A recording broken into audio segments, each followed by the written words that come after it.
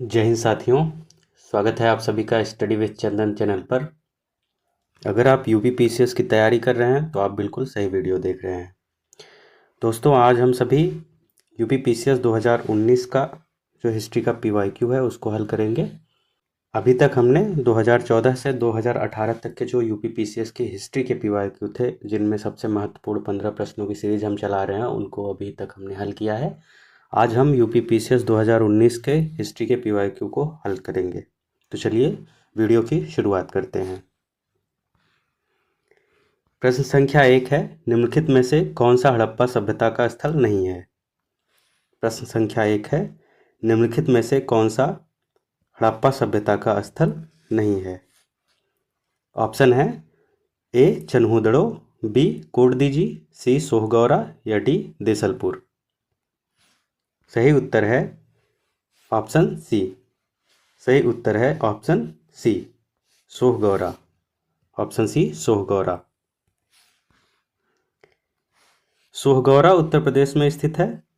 सोहगौरा कहाँ स्थित है? उत्तर प्रदेश में स्थित एक मौर्यकालीन ताम्रपत्र अभिलेख स्थल है जो अकाल प्रबंधन से जुड़ा है। यह हड़प्पा सभ्यता से संबंधित नहीं है, जबकि बाकी तीनों स्थल सिंधु घाटी सभ्यता से जुड़े हैं। बाकी तीनों स्थल कहाँ से जुड़े हैं? सिंधु घाटी सभ्यता से जुड़े हैं। अगला प्रश्न देखते हैं। रण्यो अशोक शब्द का उल्लेख किस अभिलेख में मिलता है? रण्यो अशोक शब्द का उल्लेख किस अभिलेख में मिलता है? ऑप्शन ए है सांची, बी है गिरनार, सी है कड़गनहल्ली, डी है शाहबाजगढ़ी। तो इसका उत्तर है ऑप्शन सी। इसका उत्तर है ऑप्शन सी, कड़गनहल्ली। इसका उत्तर है ऑप्शन सी, कड़गनहल्ली। तो कर्नाटक के कड़गनहल्ली स्तूप अभिलेख में अशोक को रण्यो अशोक या राजा अशोक कहा गया। रण्यो अशोक का क्या मतलब होता है? राजा अशोक कहा गया। तो यह मौर्य इतिहास का महत्वपूर्ण साक्ष्य है। प्रश्न संख्या 3 है, गुप्त काल में विष्टि से क्या आशय था? गुप्त काल में विष्टि से क्या आशय था?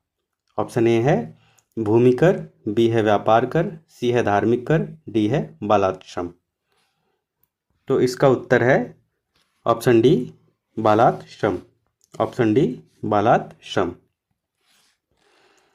विष्टि का अर्थ था राज्य के लिए बिना वेतन किया जाने वाला श्रम।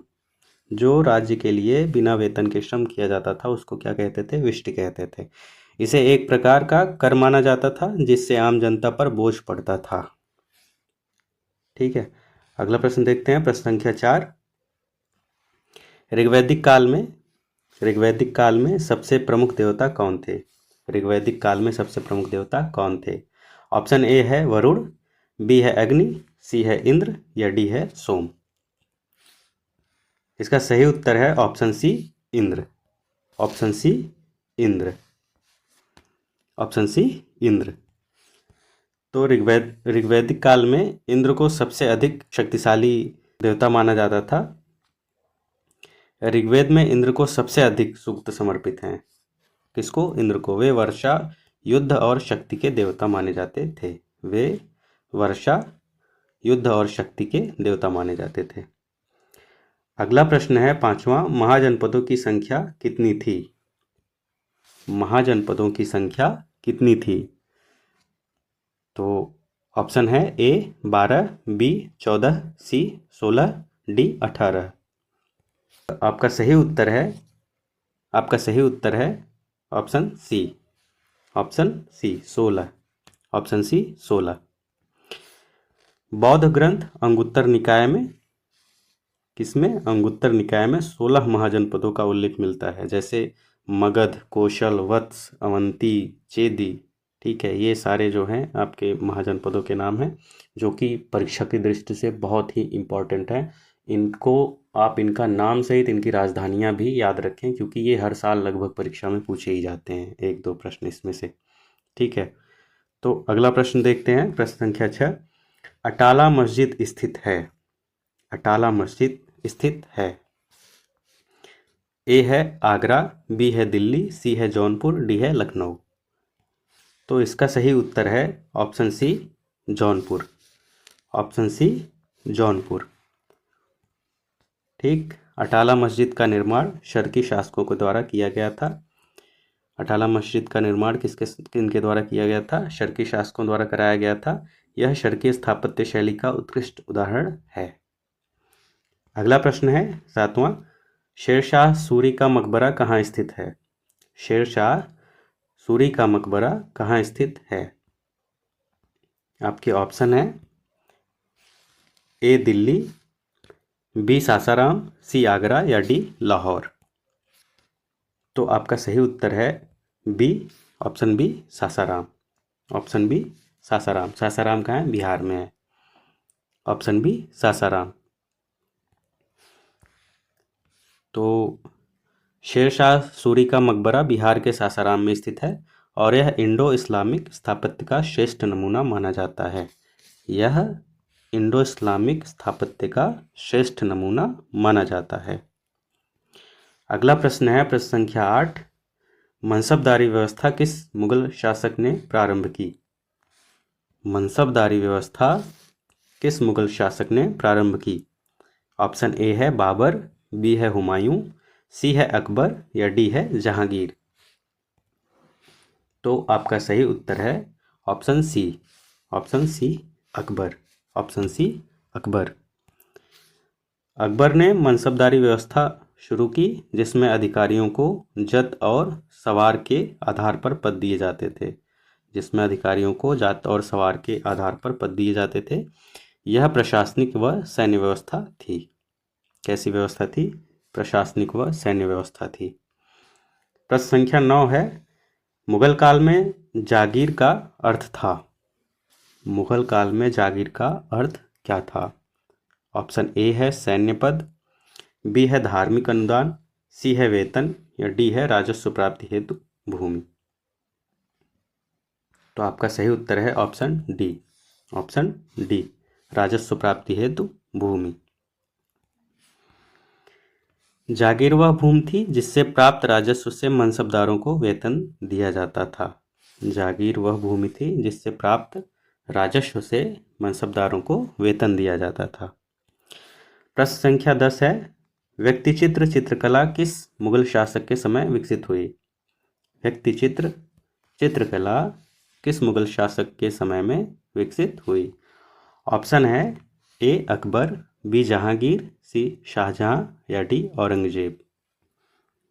आपका उत्तर है option B Jahangir. Option B Jahangir. ठीक। तो जहांगीर को चित्रकला में विशेष रुचि थी। उसके काल में यथार्थवादी व्यक्तिचित्र यानी पोर्ट्रेट पेंटिंग का विकास हुआ। यथार्थवादी व्यक्तिचित्र को अंग्रेजी में क्या कहते हैं? Portrait painting. अगला प्रश्न है 11 नंबर, दीन ए इलाही की स्थापना किसने की? दीन ए इलाही की स्थापना किसने की? ऑप्शन ए है अकबर, बी है जहांगीर, सी है शाहजहां और डी है औरंगजेब। तो आपका उत्तर है ऑप्शन ए। आपका उत्तर है option A Akbar. Option A Akbar. Akbar ने धार्मिक सहिष्णुता के उद्देश्य से दीन ए इलाही की स्थापना की जो कोई संगठित धर्म नहीं था। जो कोई संगठित धर्म नहीं था। तो इसकी स्थापना किसने की थी? अकबर ने की थी। अगला प्रश्न है प्रश्न संख्या 12, स्वदेशी आंदोलन का मुख्य उद्देश्य क्या था? स्वदेशी आंदोलन का मुख्य उद्देश्य क्या था?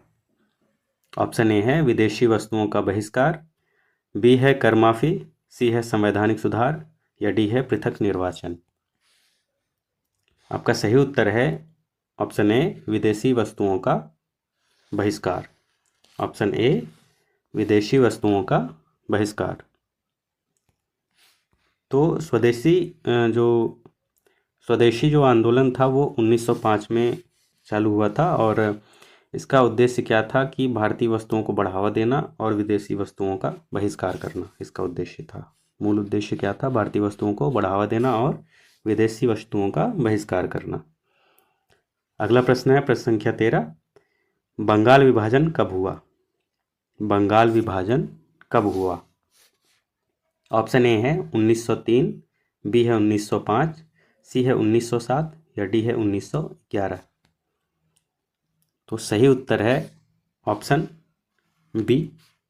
सही उत्तर है ऑप्शन बी 1905। सही उत्तर है ऑप्शन बी 1905। ठीक है। लॉर्ड कर्जन ने 1905 में बंगाल विभाजन किया, जिसके विरोध में स्वदेशी आंदोलन शुरू हुआ। इसके पहले आपने यही पढ़ा, स्वदेशी आंदोलन किनके विरोध में हुआ था? तो बंगाल विभाजन के विरोध में स्वदेशी आंदोलन हुआ। बंगाल विभाजन 1905 में हुआ था। अगला प्रश्न है नेक्स्ट 14 नंबर, भारतीय राष्ट्रीय कांग्रेस की स्थापना किस वर्ष हुई?